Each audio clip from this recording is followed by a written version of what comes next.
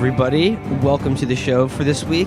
It's the Trap House of Thrones, the Trap House of the Undying, if you will. Just want to say, this politics shit, over. Done. The show, we're 100% talking about Game of Thrones now. We're the web's only Game of Thrones podcast. We're breaking down for you Season 7, Episode 1, Dragonstone. Felix, go. All right, before I start, I want to make it clear for listeners right now. I'll no longer be using this voice, my fake podcast voice. None of the millennial vocal fry and the ums and the uhs. I'm using my real voice that sounds similar to the Slate Cultural Gabfest. Tonight, we come up on Episode 2 of Game of Thrones. And reflecting back on Episode 1, we wonder some questions that reflect in our own lives. Like, do you have a Khaleesi in your office?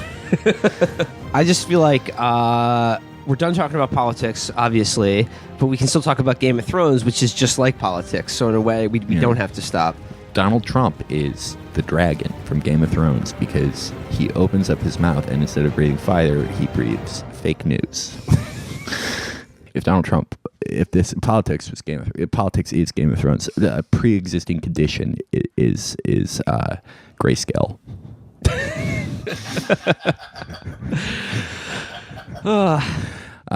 All right, we've had some fun today, but we gotta pay the bills. After 10 years of marriage, usually you and your wife stop talking, but you live in the same house, and you need a mattress that can accommodate both of your needs. Sleep Number mattresses allow you to adjust the side of your bed and her bed if you want to get back at her for a humiliation she inflicted on you at a dinner party. And you can set yours firm, just as you are the same person that you were when you got married, and you can change hers as she did. That's Sleep Number. Enter code word Game of Thrones. Enter code word the King Drumpf of House Lannister to get 15% off a Sleep Number mattress. Back to the podcast. I can't wait for Episode 2 tonight. Oh, man.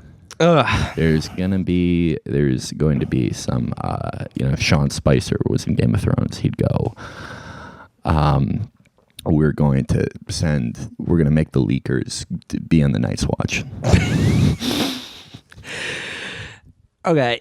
It's our show for the week, everybody. It's me, Matt, and Felix here with you. Joining us this week, it's our friend T, also known as Ricky Rawls on Twitter. T, how's it going? Pretty good, man. How you doing? Well, we've had quite a week. Really? I didn't know anything about this. It's been some ups and downs, and of course, I'm talking about Felix getting robbed. Yeah. So yeah. I was with Brendan. I don't trust Brendan anymore. Brendan set me up. No, we were walking home from this. We were working on. Well, I can say it now, like book stuff. Yeah, but no longer a secret. No longer a secret. We were walking back from that, and these like two guys walked up on me, Brendan and Virgil, and they're like, "We run this block. And I was like. They probably don't. and so I don't see your name on it. Yeah. So they were trying to like sort of flex on Brendan and Virgil, and this sounds so Mac from Always Sunny, but I decided to split their action by getting behind them. So Brendan and Virgil, because I thought they were just like stupid, like they were just like kids and weren't like caring or anything. Mm-hmm. And we were on like a dark part of the street. It was like at night, no one was out. And they're like, "Give up your phone." And I was like, "No." And I just thought I could keep going like this until I got away because I had my computer bag on me. And I was like, well, if I like fight, I'm going to break the computer. And I didn't put any of that porn on Dropbox. And, I thought I could either like scare them or like if need be, just get out of it some way, fight if I had to. But then they like reached into a bag and I was like, this would be how I would die. Like things are going well and just die in the stupidest way. So I gave them my wallet. And, no, I think once you're reaching into a bag, it's not worth it. I mean, yeah. It's not worth it. Yeah. Well, I mean, and like the headline is that Felix is alt-right now. Now that you've been mugged by by street toughs. Yeah. You're a liberal who's been mugged by reality and mugged in reality. So now Felix has been researching FBI crime stats. Mm-hmm. Oh, they are not what you'd expect. Let me just say, I found out that facts don't care about my feelings or my beliefs. You guys ever heard of a little thing called biodiversity? Human biodiversity, yeah. But going into the news of the week that, of course, wasn't related to us. Other things were happening. Actually, I sort of feel a little guilty that we overshadowed the death of the Lincoln Park guy. I don't think people were mourning him properly because they were too busy talking about us on Twitter. Yeah. I'm just thinking about John Kasich right now. It's a tough time for him. Why is it a tough time for Kasich? He loves Lincoln Park. Oh, you're right. Yeah. He always had the backstage photo with them. That's right. And, and he got the guy Chester Bennington to call his daughter, right? Yeah. Wow. No, it is sad though. Yeah. Yeah, that was a good one to lead off with, Will. Good. Talk about suicide to start out the show. Let's get things, let's see if I can bring a little bit more energy into this one. How many of you guys out there in Radioland get ideations? This is the Slate Cultural Suicide Gabfest. This is the Slate Suicidal Ideation Hour. Do you ever think about throwing a boomerang sword across the room and it completely beheading you? Boomerang sword? Yeah. Okay. The first thing I want to talk about, actually, that came out during the week, and I knew I'd have to mention it on the show, is this interview that Trump did with the New York Times, with the lying, failing New York Times. That it was one of those things when it started going around Twitter. People were screen capping it and stuff, and I didn't know what was a Photoshop and what was the real quotes. Yeah. And it turned out almost all of them were real. It's a great article to read if you want to experience the feeling of having chronic Lyme disease.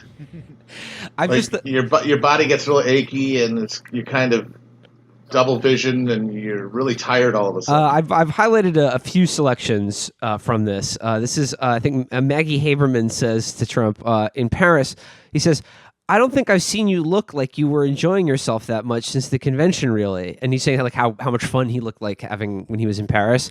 And Trump goes, "I've had the best reviews on foreign land. So I go to Poland and make a speech.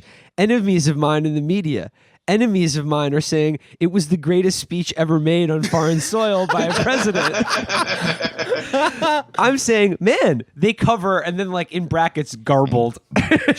You saw the reviews I got in that speech. Poland was beautiful and wonderful. The reception was incredible. And then he goes, and then went to France the following week because it was the 100th year, inaudible. The Paris Accord. I wasn't getting along with France for a little while because people forgot, because it was a very unfair agreement with us. China doesn't get garbled until 2030. Russia goes back to 1994, garbled. How much of this interview did they just unable to be transcribed? It'll be great if he's actually saying garbled.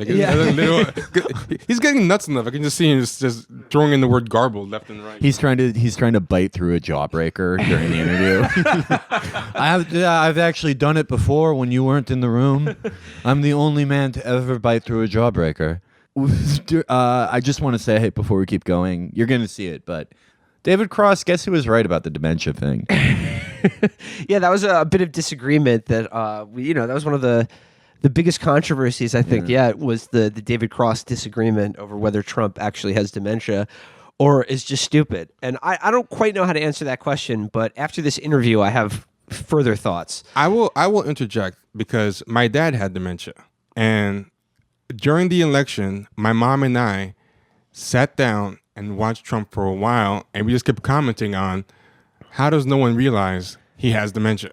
And this is the actual conversation we're having because he's exactly like my dad was. Oh dear. And so it's funny because someone actually did an article saying, does Trump have dementia? And everybody was attacking him, the person who wrote the article. And we were like, why is this so off limits to even consider? And they're talking about because now on Twitter, you just can't talk about anything in a straightforward way without a bunch of jargon coming in. So then it was erasure and ableism and all this stuff. Or you're like, I think Trump's crazy or whatever. And they're like, you can't call people crazy or stupid anymore. Yeah. Yeah. So then the whole thread becomes, you can't use the word crazy. Instead of talking about, hey, why don't we talk about whether he has this condition? And I won't say, as someone whose dad had dementia and lived through it, he's doing a lot of the same stuff. Like my dad is inappropriate, contradict himself from 5 minutes to the next. And I just think it's kind of silly that we just can't even have a simple conversation about stuff anymore. I didn't know you had the David Cross controversy about. No, it wasn't controversial. Never let anything go. No, my grandfather had dementia too, and I remember it because my mom would like send us pictures of him putting Raisin Bran in the coffee machine and stuff. Why is your mom sending you pictures of that? Because it's funny. Okay, yeah, all right. Like, it is funny. All right, now we. But a peek into the Biederman mindset. but I do get it because you have to find the humor where you can. Yeah, because it's kind of miserable situation. So it doesn't mean you don't love them. Yeah, but doesn't mean we don't love Trump. Yeah, it doesn't mean we don't love our president. He's totally cuddly. But like. It's especially interesting, that dementia thing, considering like the 50,000 fucking articles that are like, Donald Trump has the classic psychology. He's showing all the signs of mental, just like bad psychoanalysis. And like, I guess those are fine as long as you're not outright calling him crazy. And they're just like, oh, he has narcissistic personality disorder. Like you can diagnose someone from afar. But you kind of can do that with dementia if someone's acting that fucking wacky and forgetting everything. Yeah, I remember now. The article was by Ryan Cooper, and it was as tastefully done as it could be, and it brought up like experts, weighing in on, based on evidence. And then Cooper's article, if I remember correctly, had clips of him like 10 years before, and they were saying he was still narcissistic. He was still full of braggadocio. He still didn't want to admit he was wrong, but he was very coherent. In all his terribleness. And they were showing the decline from 10 or 20 years later is something's up here. And it was very tasteful. And then the whole thread was just about etiquette.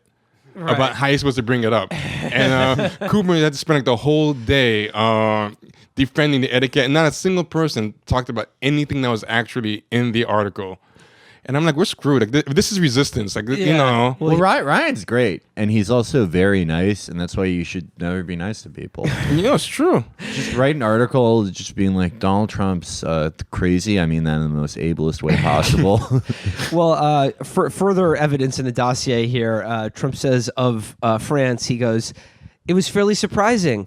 Macron called me and said, I'd love to have you there and honor you in France, having to do with Bastille Day. Plus, it's the 100th year of the First World War. That's big." And I said, yes. And I said, yes. I mean, I have a great relationship with him. He's a great guy. Maggie Haberman says, he was very deferential to you. Very. Trump says, he's a great guy. Smart, strong, loves holding my hand. Haberman says, I've noticed, Trump, people don't realize he loves holding my hand, and that's good as far as that goes. I mean, really, he's a very good person and a tough guy, but look, he has to be. I think he's going to be a terrific president of France, but he does love holding my hand. I saw that online, and I was like, this has to be a joke, right? Yeah. Like, this is people making fun of him holding hands with Macron, but no, he wanted to emphasize that point 3 times. Macron loves holding my hand. Well, I think what happened there is that because, he does this juvenile dipshit power move whenever he meets any of these guys where he tries to, pull them in with the handshake to show that he's the alpha. And Macron, of course, got into that wrestling match with him over it because he's also an insecure dipshit and can't let anything go by, so he had to fight with him. And I think at some level, Trump is pissed about that, maybe? Oh, fuck you, buddy. You think you can do it? And so he's turning his attempt to stop him from dominating with a handshake into, oh, you like holding my hand, huh? Oh, my God. He's really such an internet troll. There's one more here. This is... he's talking about Haberman. They're talking about repealing Obamacare and his troubles, or the Republicans' troubles, trying to find a way to repeal and replace Obamacare. And Trump says nothing changes. Nothing changes. Once you get something for pre-existing conditions, etc. Once you get something, it's awfully tough to take it away. Maggie Haberman says that's the thing for 4 years. When you win an entitlement, you can't take it back. Trump says, but what it does, Maggie, it means it gets tougher and tougher. And as they get something, it gets tougher because politically you can't give it away. So pre-existing conditions are a tough deal because you are basically saying from the moment the insurance, you're 21 years old, you start working and you're paying $12 a year for insurance. And by the time you're 70, you get a nice plan. Here's something where you walk up and say, I want my insurance. It's a very tough deal, but it is something that we're doing a good job of. Okay.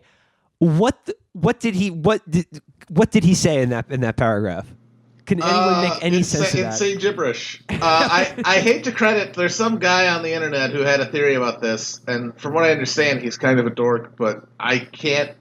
There's no other explanation for it, and it is that the thing he was talking about the $12 and the fucking 70-year you get a great plan is that there's a commercial that shows a lot on Fox News for the Gerber Life Grow Up Plan.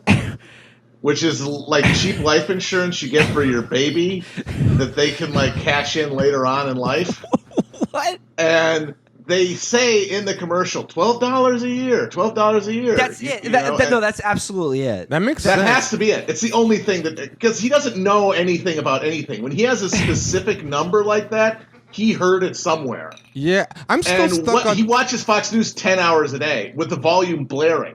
So how many times has he heard the words insurance and $12 a year next to each other? And that's literal, right? Like he literally watches Fox News that much. Right? Yeah, I sure. mean, this is Trump at his most relatable, to me at least. Explosive temper about stupid media bullshit that no one cares about. Just takes in endless media, but only remembers the headlines and small details that he garbles out later. And just very insistent on small power grudges against other weird people.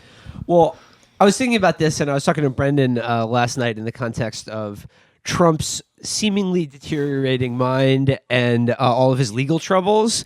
Like the special prosecutors out there.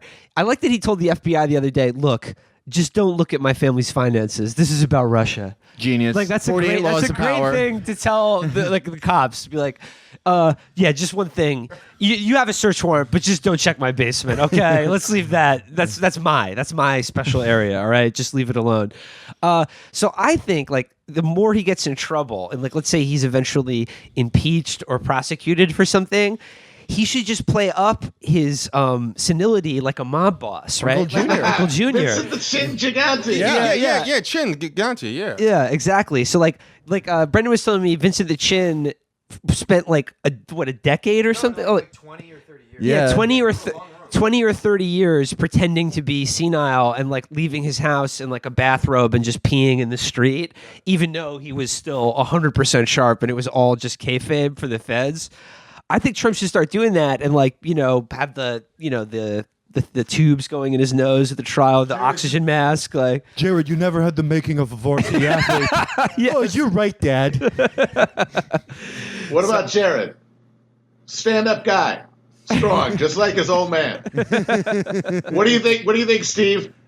Why take a chance? At least that's how I feel about it.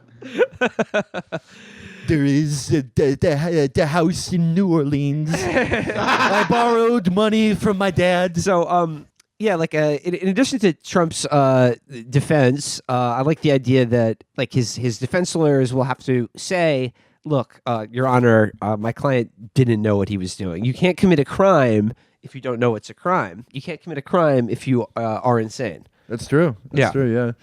And the guy I want to talk about next, who is now signed on as Trump's number one defender this week, is his new head of communications, Anthony Scaramucci. Hey! I'm comms directing here. And I just found out that he actually follows me on Twitter. Oh, me too. Me too. Yeah. He follows Virgil as well. He's got a garbage ratio. He follows like 100,000 people. He follows. This is not normal. I was just gonna say, yeah, he follows 168,000 people. So he's like one of those accounts like Lil B, who just follows 500,000 people. And I'm looking at his bio, just says American entrepreneur. What a guy! I mean, I like Scaramucci. Scaramucci. There are two types of people in the Trump extended universe. It's either like Bannon or Miller, these guys who are like write blogs that are called like Modern Templar, and are just the high school. They've just been like that their whole lives. They're weird, power obsessed Crusades, Clash of Civilizations freaks. And then there's the Trump New York extended universe, and it's all guys who are like weirdly formal in this kind of nouveau riche way, where they're like, anytime I go to a restaurant that has napkins, I'm wearing a tuxedo, and just have a bunch of normie tweets where it's like, Suicide Squad. I didn't know whether to be scared or to be scared that I was enjoying it. They're all like suing a chain of airsoft gun suppliers or something. They all have some weird interpersonal shit going on. And those guys are like the real moderating force in the administration, which just, proves how like what a bipartisan solutions guy Trump is, as Scaramucci says. Something Scaramucci tweeted yesterday that I found really interesting. He tweeted, "Full transparency. I'm deleting old tweets. Past views evolved and shouldn't be a distraction. I serve POTUS agenda, and that's all that matters." And I was thinking, the guy you're serving said Mexicans are rapists. Like, what could you possibly say that he didn't say already that could be worse? Like, I'm just trying to think, what were his old tweets that his words are going to embarrass also, Trump? Deleting a tweets is the opposite of transparency. Yeah. Full transparency, I'm not going to let you see the stuff that I said before. Well, You're never going to see it. The reason he was bringing that up is because, like, when it was announced that he became head of comms, like, people found it was like he had a couple tweets, but it was like a CNBC appearance that he did during the election, where he was like, Trump's a punk, like he's just a rich kid, like like he called Trump a punk during the election, and people were like, yeah, hell yeah, like got him, like ooh, that's hypocritical, like oh now you're serving him, but like the actual CNBC program, like the context in which he was talking was he was mad at Trump for all the bad things he said about hedge funds on the campaign trail. And it just, once again, like one of the only actually true or like decent things, or just like one of the only points Trump made that actually has some valence. That's what he's getting angry at him for. It's like this week when it just announced that we're no longer going to be funding al-Nusra in Syria. Well, not funding al-Nusra, but the sticking point is we were funding these, quote unquote moderate rebel groups, and you can have a whole discussion over which are actually moderate and which aren't. But the fact is they were all so weak they would either have to fight alongside Nusra and govern on their rules, or just be completely cannibalized by those ones. Well, it was just pointless. They announced the end of this policy, and people were like, this is just what Russia wanted. This is just what Putin wanted. And it's like, well, what the fuck? It's what I wanted, too. Yeah, like, Jesus Christ. I'll never forget this past year when they got a bunch of liberals to root for Al-Qaeda.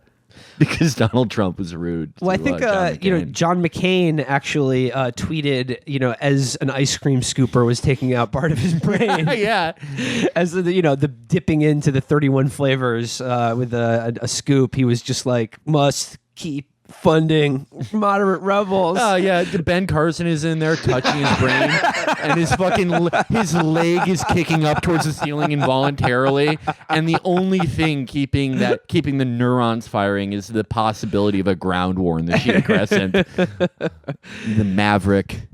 No, so yeah, like that's what Scaramucci was referring to about, like, because he knocked Trump in the past because Trump knocked hedge funds, and Scaramucci is a Goldman Sachs guy. Yeah, American entrepreneur. I thought maybe he tweeted something like FBI crime stats don't really mean anything. And he was worried about editing that. Like, I'm not saying that. Yeah, I mean, look, I made a fortune in Gabagool futures, and it was a straight deal. It's not fair to penalize me for understanding that Gabagool was going to go through the friggin' roof. This is my cousin Billy, the short seller. Me and him, we found some credit default swaps that, so to speak, fell off the back of a production truck. Well, the thing he said that was just so brilliant right off the bat is he called Trump. He's like like, this guy's a fighter. He's a competitor. He's like, I've seen him throw a tight spiral through a tire at like 30 yards. And he was just like, I've seen him in Madison Square Garden in a suit, like just sinking shots. He was like, I've seen him sink putts from like 3 feet away or whatever. And like, well, that's not that impressive. But he said that Trump is a natural athlete, which is just so fucking funny to me. And of course, someone rightly pointed out the brilliant NYC Guido voice tweet that was like, gets insanely fat at 19, and then at 42, I've always been a natural athlete.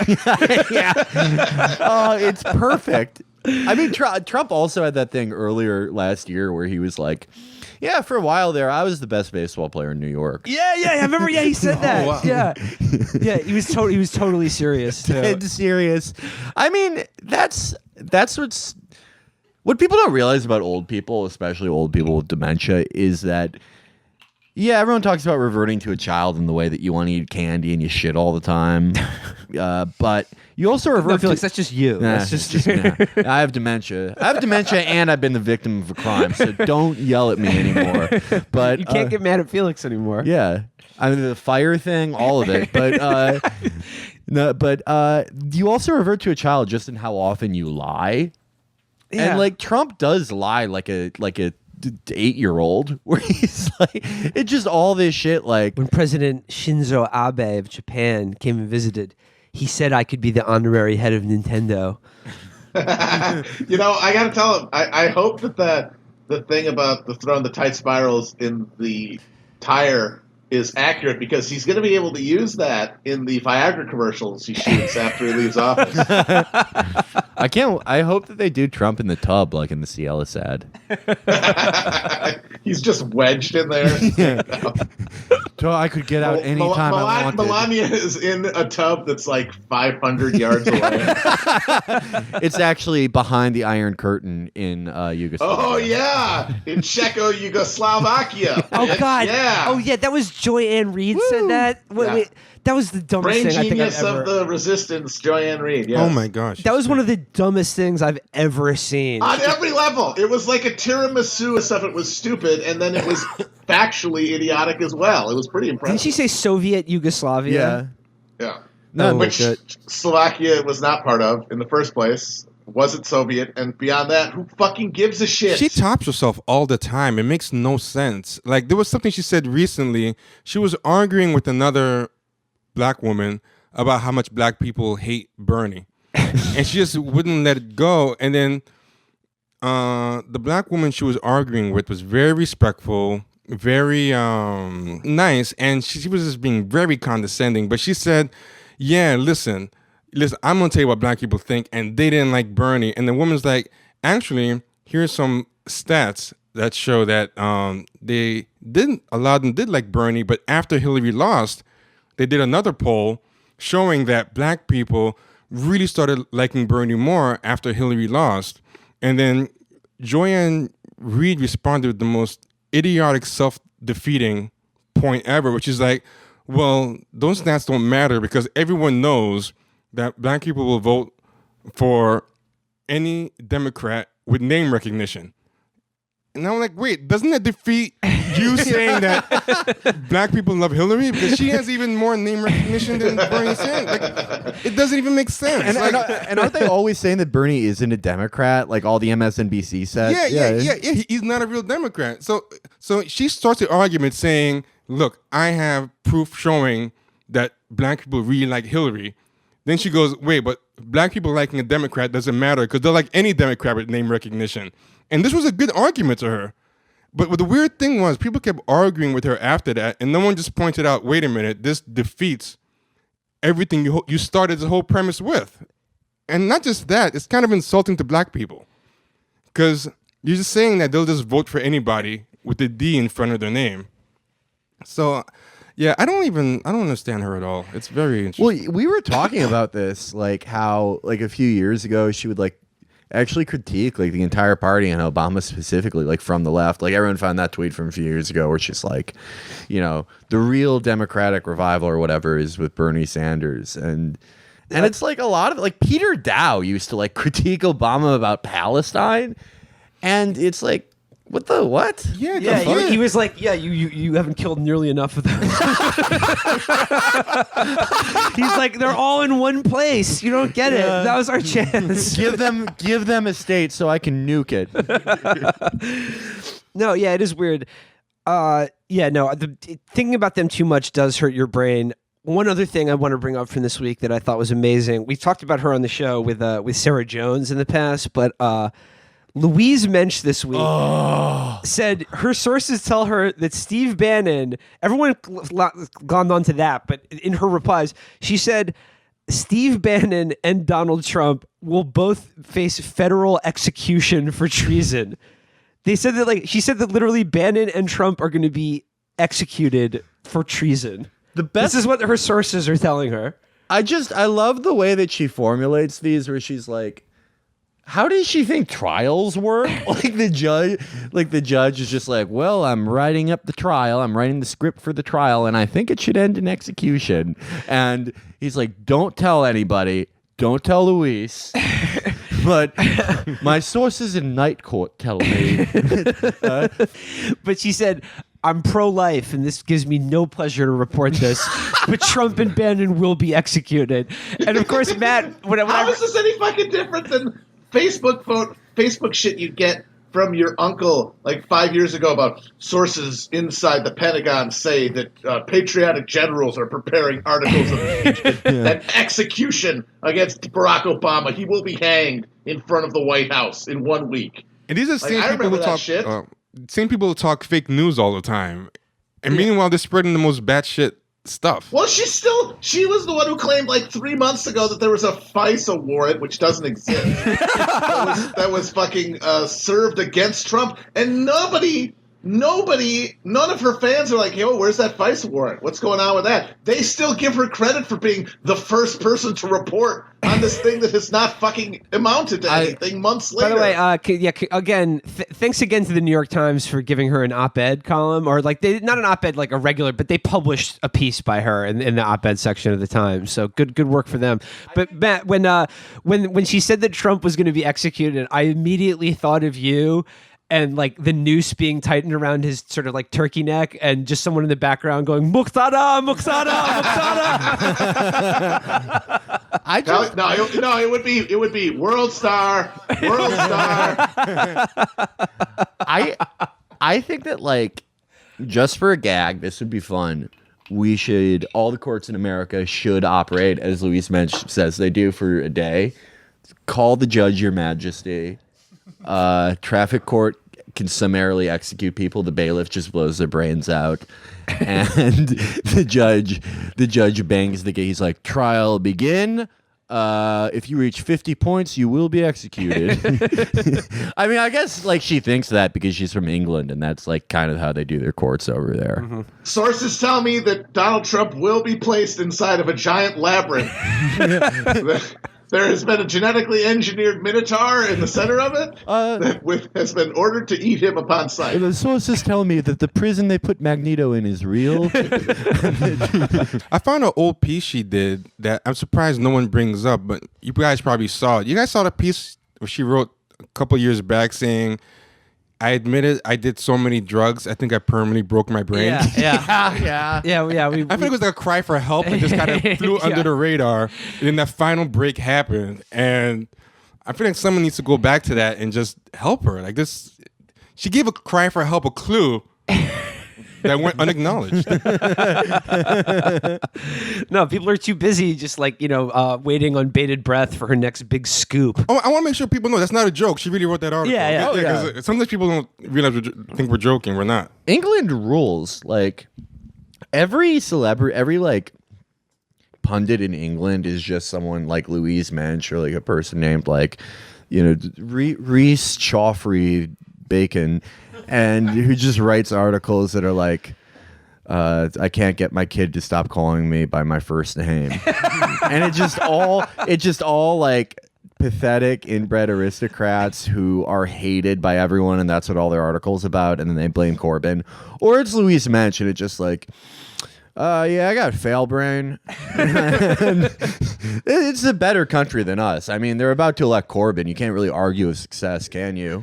Moving on from Scaramucci and Trump to Hey, what are you talking about? Hey, you gonna move on from me? What? Not good enough for you? I'm the friggin' communications director of the White House. You gonna go away? You gonna talk about something else? Something better than me? Something more important to happen this week than me? I forget you, that motherfucker. Get out of here. Yeah. Oh, CNN, a buffangor. Actually, one more thing about him. He was asked in the first press conference whether he stands by or has any further comment on Trump's allegations that Hillary's popular vote win by 3 million was all fraudulent, was all fake votes, fake news, that as many as like 6 million people may have voted fraudulently in the presidential election. And he was like, look, it's my first day. I'll look into it. I'll look into it. I can't speak on this without knowing more knowledge, but he's like, look, I understand sometimes the president says things and you in the media, you don't like it so much, or you think he's not telling the truth. And it turns out most of the time, it's usually more true than not true. It's just like, oh yeah. So like 1.5 million people voted fraudulently in the election. Let's split the difference. I like the thing where he's like, I'll look into it. There's somehow like a pork store in the White House now, and he just goes in there and he's like, so you heard anything about fake votes? Well, the other one, the good one today was he was interviewed and he was telling them about Russia shit, and he says, look, I have a source that told me confidentially that if the Russians had hacked our election, they're so good at it that we never would have had any evidence. So that means it wasn't them. And then when pressed by the reporter on who the source was, he admitted that it was Trump. Oh my God. Wait. He's a communications director, and he tried to say, I have a source that told me the Russians are so good. If they had done this, we would never have known. And then like the reporter was just like, who's your source? And he was like, it was Trump. Yep. Yes, that's exactly what happened. What if Trump is also Louise Mensch's source? He's like, Louise, the walls are closing in. I'm dying out here. Louise, I got a very scary phone call from the cigarette smoking man today. Very nasty. I don't like how he talks to me. They're considering shooting me directly into the sun for treason. We may never get the chance because the Democrats they rolled out their new 2018 slogan, and game over for Trump and the Republicans. Done. There's going to be no more Republican Party after this. After people see this, like, good. I know Virgil has brought this up. Like the Democrat, he's our elections guru, and he says it's like basically, the Democrats are going to pick up some seats in the 20. It has to happen. Senate. Like it just, they're fucked in the Senate. Yeah, so fucked. They will, barring something. Yeah, historical trends say that it would be almost impossible for them to not gain some seats now. So, like, whenever we've been talking about the Democrats since the election, it's sort of like, the question is, what is going to be the identity of this party going forward? What's their message? It's a debate that we've certainly weighed in on to no small consternation of various parties. But part one of 540. Yeah. So, like, and we've talked a lot about universal health care, right? That, like, now it's more popular than ever. The idea that Obamacare is being repealed and people are unhappy about that is the perfect opportunity for the Democrats to come out with, like, full party, full force message going into 2018. Universal health care, or just single payer health care. It's simple, it's popular. They should run on that. Everybody's talking about health care. Everybody hates the Republican proposals. It polls very well. It seems like a no-brainer. Yeah. So, like, what is the Democrats' message? Like, how do they identify as a party? And Jeff Stein is fake news. I was gonna say our Jeff Stein of Vox, our boy Jeff. He broke this story that on Monday, the Democrats' 2018 slogan will be better skills, better jobs, better wages. And then actually he deleted that because it was changed, it was revised, and the full slogan for 2018 for the Democrats is a better deal, better skills, better jobs, better wages. How is that better? I mean, the revised slogan. I'm not. It's like a better deal. It's sort of like the New Deal, but better. So trying to evoke imagery of the New like a Deal. higher fidelity. It's the highest quality of fidelity. See, this is hi-fi, okay? High fidelity. You know what that means? That means this is the highest quality fidelity. Hi-fi. Those are two very important things to have in the stereo system. And of course, when this came out, Virgil was the one who said right away that they're just ripping off Papa John's. And now I'm looking at Newsweek, and they're ripping off Virgil. The headline is "The Democrats are stealing Papa John's slogan for 2018." Do better. That motherfucker! Do better. You motherfucker. You motherfucking You motherfucker! That's Eichenwald. That's got his greasy fingers all over it. Tim Martian of Newsweek. We better whack it up with Virgil, or we're gonna fucking push your kneecaps in. When I asked you, when the fuck did I ever ask you if you were going to use Virgil's joke? Your fucking headline. But okay, better skills, better jobs, better wages. It's that first one that's so telling. Better skills. They had to lead off with that. They couldn't just say In 2020, you will be able to levitate things with your mind. They're promising. Look, I don't get why you guys are doing purity politics now. We said they should have a positive vision, something that will affect people's lives, and they're promising people the ability to self-suck if they're willing to learn. Every man an X-Man. Democrats say America is going clear in 2020. We're all Scientologists now. We'll be able to fly. Scientology does have like a way more articulated vision of the future than the Democrats. I do have to give them that. Yeah. And the Joe Lieberman of Scientology, he would not have been fucking tolerated. he would be scrubbing fucking toilets on a cruise ship with a toothbrush for the next trillion years. Like I was thinking about something because this past week I was on Twitter defending people like you guys. Defending. What do you mean, people like us? You people. I was defending you people. Birdie. And I started realizing, like, what am I doing? I mean, good question. Like, it's a really good question. Like, why? Like, what? I was sitting at home. I'm thinking, like, one is it that these careerist, centrist, moderate liberals care about, and it's always like personalities over character, policies, and issues. They care about avoiding class discussion. They care about superficial diversity optics over like really empowering minorities. And they care about appearing civil, like not actually being civil. Like Hillary Clinton can send a bunch of stooges to just kneecap everyone possible, but as long as she doesn't actually do it, I mean, they could leak the DNC saying, hey, let's get these 5 stooges to kneecap somebody. These 5 people who have names, by the way, and then they're all in that fucking email. But then I realized if you just let them try to give a message or talk about policy, they will shoot themselves in the privates repeatedly. Like, and just like this slogan is just beautiful. Like, you know, once you just let them say, okay, let's not talk about personalities, diversity optics, just what do you think? And then you have like whether it's to articulate a message or to take down your message. It just sounds awful. You get Arthur Chu talking about, single payer sucks. Like, you have angry black lady and that Candace Alton girl making excuses for why Hillary owning slaves is fine. You have him trying to defend Macron's meme. You know what I mean? Like, and now this slogan, like, you're trying to articulate a message and they're talking about skills. I just started realizing I don't want to make the case about diversity optics and leftist and radical circles. I don't want to defend any one personality and make it all about Bernie. They want it to be about him, Bernie, the person. Right. So that and his fucking criminal hag wife. Yeah. She's being executed next week too. Yeah, back to the actual slogan itself. Better skills is such a tell because like that is just like unreconstructed third way Clintonism from like way back in the 90s.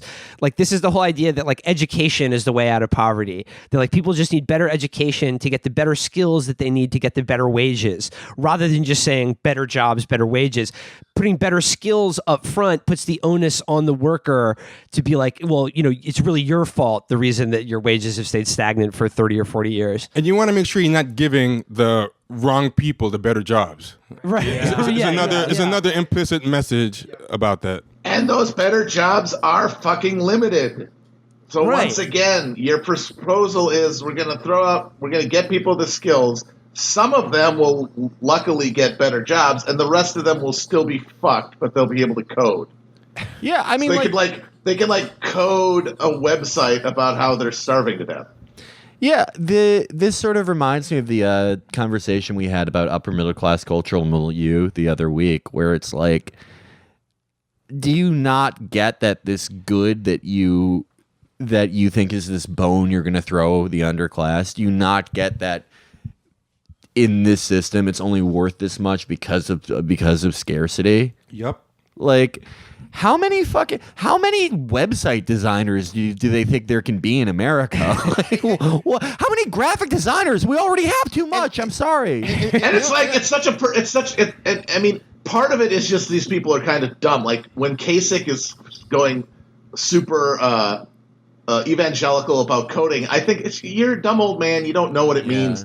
But there's a reason that Silicon Valley is pushing this, and it's not because they want to increase social mobility. It's so that they can pay people less to be fucking coders. Yes. And there was a tweet that I saw today, and unfortunately, the guy who wrote the tweet is called Lib Crusher, so no one's really gonna listen. That guy's cool. That's being ironic. That's a good account. No, it's a good account. I'm saying unfortunately because people, the civility crowd is going to use the fact that his name is Lib Crusher.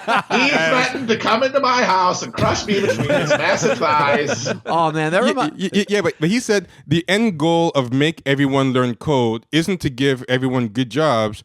Is to drive down the wages of current coders, which is just what Matt said. But people think there's some kind of altruism, like Silicon Valley, just like some kind of fairy godmother, just want to wave a wand and just make you a coder and just lift you out of poverty. And it's like, no. And someone gave a good response too. Somebody called the Bustronaut. His name's like great. He said, I've been saying for years that STEM is a way to overpopulate the STEM pool, driving down research and engineering costs. And then he adds, and I thought this was very true, it's why most quote-unquote STEM academies are built in disadvantaged neighborhoods. And I think that's very true. They're building a lot of them in poor minority neighborhoods. And it's not to lift the minorities. It's because they realize this is going to be the new surf class. You're going to be techno surfs. It's going to be the new underpaid labor. Yeah, I mean, it goes back to something we've harped on with this like third way, now Macron kind of vision of the world of practicality. I'm into pragmatic solutions. It's like rooted in your practicality is the idea that these voracious, exploitative, soulless capitalists would expand their labor market out of the goodness of their heart. It's like it just doesn't scan as anything, and it makes me sort of think of like the last 30 years of the evolution of work we've seen. The productivity revolution. And we have one of these in sort of every era, that there's this advance in technology that we say is going to make everyone's lives easier. But because it's a capitalist system, it ends up meaning that you just do more work and you do the jobs of more people as one, so they can pay less salaries, pay less benefits to less people. And just this vision of the world that's on one hand incremental progress, but that incremental progress is only fueled by these owners of capital allowing it in their industries, like they would ever allow it for the sole purpose that it does good, that it would even benefit the people they're doing it for. It's just fucking insane. Yeah, it's the most crackpot shit. America has fat cat Stockholm syndrome more than any other country. Like no one's been more abused by rich people and loves it more. Just says like, give me more, daddy. Like it's crazy. And I think that's why even like you look at like superhero movies, and I think that's why like the Robert Downey Tony Stark character is the new most popular figure, because like the idea of this rich, and when you have technology, it gets even worse. This rich technocrat just going to use his powers to just make the world better. And that APB show you guys were talking about, I think is that perfect translation of that fictional aesthetic, just blurring it into the real world. I think they really believe Silicon Valley people are just using their technology to better the world, not just to break unions and turn everything to turn medicine into the gig economy or whatever. People really believe this shit. Yeah, well, because they like things like, they say they like things like more educational opportunity, which ends up going hand in hand with, privatization moves too. But, that's not foregrounded. And others they're in favor of immigration. Oh, yeah, this country was built on immigrants. By the way, could we have some more of those pieces so we can get low-cost coders from other countries to come in here so we can pay them less? It's all about fucking bottom line. But yeah, it's because they have produced all of this technology that has made our lives better. We've kind of conflated that with some sort of altruistic mission, and they've certainly bought into it in whole heart. So yeah, contra the Democrats, skills. I don't think skills are gonna save us, and just everyone out there. It's like. We just have to admit that not everyone can have a podcast that's funded by 15,000 straw accounts created by the FSB to undermine the Democratic Party in the 2016 election. Not everyone can get seed money from their dad, who's the Lloyd Blankfein, like me, to start a podcast. The highest barrier to entry in the industry. How long have you been recording? An hour? Should we do Rod Dreher? Yeah. Okay. Yeah, it's actually not that. I can't believe that's a really quick hour. So to round out today's show, I'd like to do a brief reading series that comes courtesy of Brother Rod Dreher, dispatch from the Benedict compound.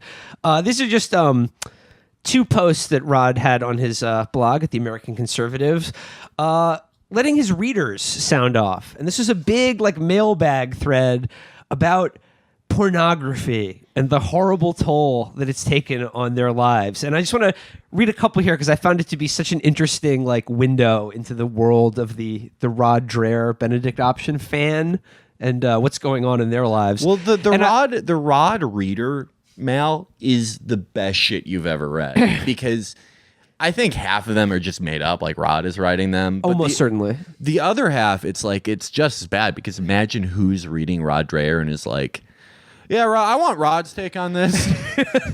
Man who's terrified of everything. And I just want to say the post is kicked off. The image that's illustrating the post is just a big sign that says porn, but shattered by a hammer.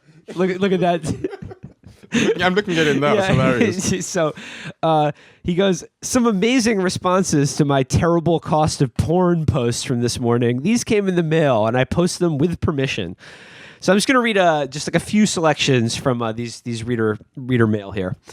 This guy says, first off, I want to offer you a profound and heartfelt thank you. Then he goes, I'm a man in my early 20s who was raised in a fairly devout Protestant home, attending church every Sunday and Wednesday nights until I was around the age of 15. And then he goes, and let me say that I learned just about every amoral behavior I could from people I met at church. I had my first encounter with marijuana in a church parking lot. My friends and youth group turned me on to pornography at the age of 11. Perhaps one of the worst decisions I ever made, but more on that later. These same friends taught me how to swear, catcalled the girls in our youth group, and gave me a pretty good compilation of dirty jokes. I confess, I still enjoy the jokes. You must confess! Sinner! Outlander! I have to say that He's Catholic, right? The horniest kid I knew in elementary school was like a preacher's child. Oh, yeah. Yeah. I mean, He Dreher's literally Catholic, just right? wanted to talk about tits all the time. And I didn't even know what they were, but he was very insistent on it. Yeah, slight correction. Rod Dreher left the Catholic Church over the pedophilia, the church Boston Archdiocese scandal. Oh, doesn't matter. He's now become Orthodox. Oh so, no! yeah. Once you're Catholic, you're always Catholic. Yeah. No, I mean the brain breaking, because I grew up Catholic. The brain breaking guilt. You could be whatever you want after. Whether you're an atheist after, you just become a weird, shame-filled atheist. So the guy who I'm says, so glad I'm Jewish and have none of that. Yeah. You have no guilt or shame issues at all. so this guy basically he talks about how he had friends that were cool when he was 11, but then his life changed and he sucks now. And he doesn't do anything that's cool anymore. I wonder what the dirty jokes were like. So these letters are so long too. Like Felix, look at this. This is like 4,000 words. And he goes, shit. At the end, he Dear goes, Rod Dreher, I never thought this would happen. Yeah. and at the end he goes, I apologize for the length and rambling nature of this email, but I guess they have a lot of thoughts about this. Let me find another. I mean, Rod Dreher's, these are like letters to Ben on his forum, but instead of Dear Rod, I never thought this would happen to me, it's Dear Rod, I was always afraid this would happen to me. This is another good one. This is another reader. Says, what I wanted to write to you is about porn. I had an addiction and I beat it, but it wasn't easy. Oh, he beat it already. Porn nearly ate up my life. I am also a successful person. Graduate degree. Great job for good pay. Lots of responsibility and trust. A good marriage. Is this Trump? yeah. I get a paycheck every week, and I swear it's getting bigger. From the outside, I was a complete success, but it was a sham. I was trapped in a massive online porn addiction that was so bad, I was downloading the stuff at work because they had higher speed access than what I had at home. Well, how do you stop being this cool? I'd just like to say, Dude, like, just stream it. What are you doing? Yeah, what the fuck, man? Incognito window, stream. What the fuck's your problem? I would like to say, I don't want to make light of this. If you are actually downloading pornography at work, I think you do have a problem. Yes, absolutely. It's 2017. Relax. So again, this one goes on and on and on, but he says, by the time I'd returned to my Catholic faith, I confessed my addiction and got over it in the confessional, but still got no relief. Then God entered the picture again in the form of a book. Be a Man by Father Larry Richards. A sermon from Father Larry is like a punch in the mouth. He gives it to you straight with no coddling or excuses. He was exactly what I needed. My problem all along was believing I was strong enough to beat my addiction on my own. And then he goes at the end, do I still get tempted? Of course I do. But I can walk away from it now, pray a few Our Fathers and Hail Marys, and the temptation passes. So, listeners, keep that in mind. If you're tempted to do something, do 10 push-ups. This stuff is so triggering to me because, like, as a lapsed Catholic, a lot of this is a lot of there, but for the grace of God, go wide stuff. Like, one wrong turn I could have been, because everything in Catholic school tries to turn you into this person. Right. Yeah. Oh God. All right. This one's kind of long, but this one is fairly harrowing. Again, it starts out, I come from a mostly good middle to upper middle class family, practicing Catholic, stable marriage. This is like the Dear Prudie thing where they set up how normal they are. Yeah. And he goes, Or the Trump thing, really. I stumbled upon porn at about 15.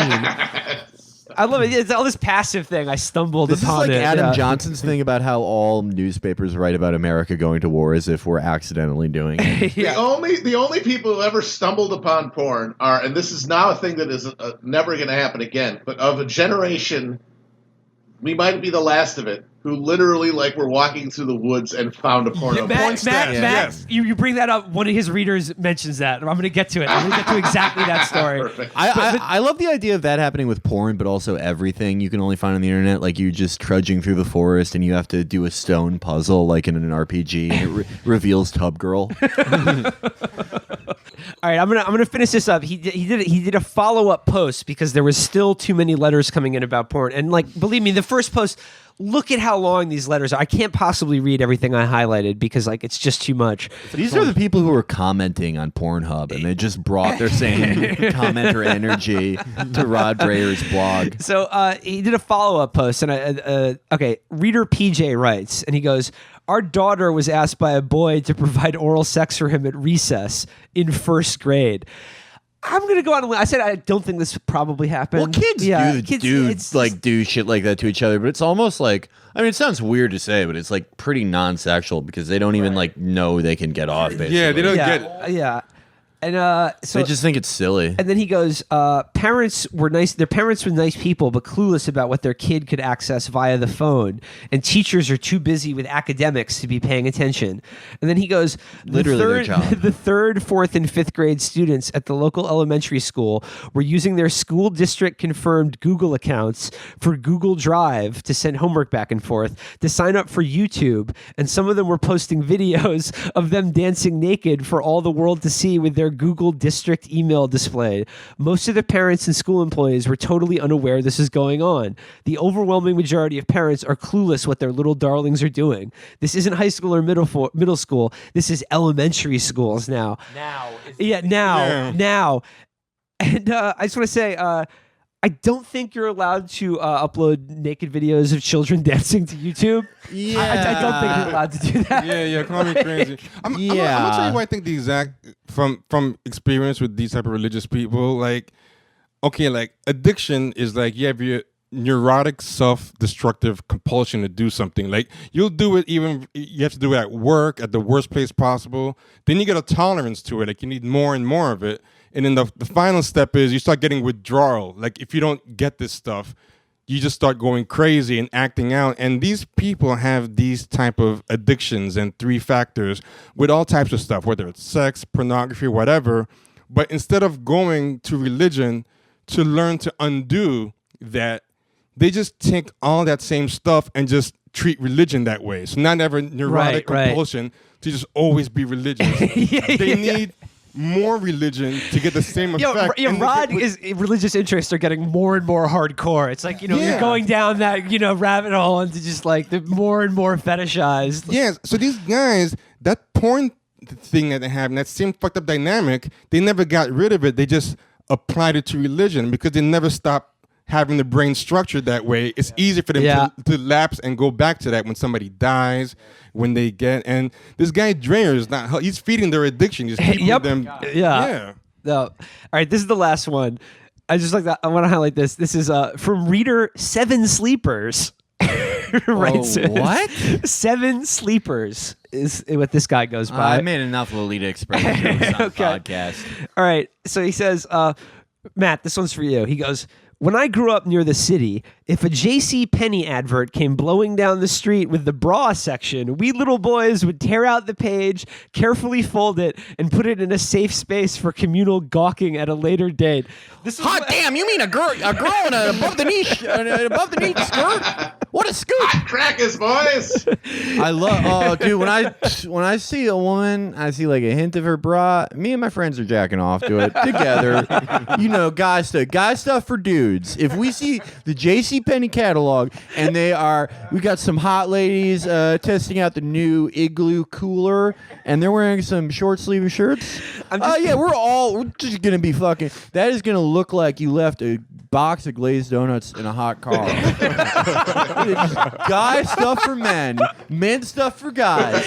Jacking off to the J.C. Penney catalog. And like I said, if a J.C. Penney advert came blowing down the street, I'm imagining it's a windy day, and the J.C. Penney catalog is just being blown along, and then the little rascals are all chasing after it, and the dog is like bringing up the rear. Or like one of those old movies, the advert hits the guy in the face. He needs to take it off his face and look at it. And like, oh, ankle. And he goes, I love it. I also love it. And put it in a safe space for communal gawking at a later date. That's wonderful. That's so nostalgic. Jerking off with your friends. Wait a minute, communal gawk? Yes, that's just circle jerk. So he goes, well, me and my old boys used to go down to the soda shop for a phosphate and then beat off behind the shed. That's what fucking West Side Story was originally. That's like the entire rockabilly era. Like back when the gangs were just like white people who sang songs and beat the shit out of minorities. Like the real gang activity they did, besides terrorizing every black person they saw and singing and dying in car crashes, was jacking off. And all those songs, the songs from the 50s we love, like Gary Tasteman, Oh Sweetie Baby, Baby I'll Never Die, Baby I'll Never Get in That Blimp. They're like the subtext of him is that he's telling his sweetie baby that he's like gonna stop jacking off with his friends. Actually, but that's how he dies. He was in a blimp gawk fest with his friends because there was a new advertisement for poodle skirts, and they were like, we got to get away from our girls, see? And they all got into a blimp, and the pilot was jacking off, and that's when Gary Tasteman's blimp ran into the Holland Tunnel, and they all died. And it's Rockabilly Holiday. So I need to finish 7 Sleepers letter here. He says, communal gawk. He says, just rewatch the movie Something About Mary, which was pre-internet porn. No, it wasn't. No, it wasn't. No, it wasn't. He says, you will know the scene when you get to it. So he was telling Rod he would like come in his friend's hair. I think that's what he's telling Rod. Dude, this is hardcore. And he goes, later, when we migrated to the burbs, a full-blown Playboy was somehow acquired. God knows how. It was placed in the woods under a giant pile of illegally dumped concrete. Oh my god. There's one, it's like Jimmy Hoffa's body. That means that this guy bore through a bunch of concrete took to it- get to a Playboy. I borrowed my dad's jackhammer to get to the Playboy that was part of the disused quarry. That's why Trump dropped the MOAB on Afghanistan. He's like, there has to be 500 Playboys underneath there. And I can't let this go, but something about marriage, 1998. Like, what's he talking about? Yeah. And he goes, the communal Playboy was in the woods under a giant pile of illegally dumped concrete. Everyone knew where it lived. By everyone, I mean every boy for a 2-mile radius. Occasionally, someone would say, let's go to the Rock. Whence we sallied forth as a group to flip a few, maybe 9 to 10 pages total of a dirty, and I mean dirty magazine. Then, almost in a daze, the magazine was placed back in the Rock and we left. It's like this fucking Excalibur or something. This is written like Johnny Tremaine. Johnny Tremaine couldn't use his hand for another reason. He spilled something else on it. I mean, if you read the subtext, like, how gross was that magazine after a while? Like, It's covered in cum. But it's also like just marinating in a forest in summer. He's just having a jizz barbecue Me and the pit. lads would say, let's go to the Rock and fight off the pack of stray dogs for the right to look at the Playboy. the Sun's big clumped together page Playboy. It's like a scene from The Road. Civilization's gone. It's a big fucking porn concrete. This is all Rod's writers are writing to him from the future. This is in 2070 after the nuclear war. He goes, well, in 2070, he says, flash forward a few years, and a relative of mine asked me for my help. Says his son is watching crazy porn and is only 10. We look at the history of his internet browsing, and let me tell you this, nothing that was in there ever appeared in Playboy magazine. No matter what we did to block it, he got around it. That kid is now a very confused young man. It doesn't even matter where you go on the internet. Even reading a conservative article on a family-friendly site, at the bottom often include pictures and clickbait that would make the JCPenney bra section look like curdled milk. This is so weird. Wait, you mean it's hotter than the JCPenney bra section? All right, you know what? I'm a First Amendment guy, but they got to make that illegal. That should be the hottest thing you can get is the fucking JCPenney. I mean, curdled milk. Come on, that's pretty hot. Who hasn't beat off watching a glass of milk spoil? Yeah, that's the thing. It's a bad metaphor for Rod Dreher's blog because it's like probably about 30% of his readers are like, wait, that's what I jack off to. This is milk curdling. But I do like that Seven Sleepers is acknowledging that even family-friendly conservative websites, like, say, for instance, the Daily Caller, you'll get to the bottom of the page and then it'll just be like 10 amazing boob tricks they don't want you to know. Those are awesome. Yeah. Those, like the Maxim type shit where it's like, you won't believe what happened when Megan Fox's boob meets an AK-47. The American conservative is still bra advertisement free. Thank God. That's why I read it. Ankle free. Yeah. And I also like the one last thing is, and he said, that kid is now a very confused young man. He's 10. Of course he's confused. He doesn't know shit. And the fact that he's your relative is probably why he's fucking weird. like if the single commonality in all these people is you might be part of the problem. Yeah, so that's Rod's reader mailbag for the week. And your reading series for the week and your show for the week. But I'd be remiss if we didn't mention before we go, T, since the last time we talked to you, you have become a pod entrepreneur yourself, a podtrepreneur. Yeah, and it's amazing because I feel myself becoming more of a scumbag every day. There's something inevitable about it. I don't know. When you plug a microphone into a computer, you just become a scumbag. And I've made peace with it. My wife's made peace with it. It's good. One of us, one Google Gobble, one of us. No, we call it the sleeping bag brotherhood. That's a little callback if you've been listening since at least October. But definitely check out T and Champagne Sharks Absolutely. on SoundCloud and Patreon. Definitely give his podcast a listen. And gentlemen, till next week. Till next week. Talk to you It's soon. been fun. Bye. Thank you, T. Thanks a lot, T. Bye.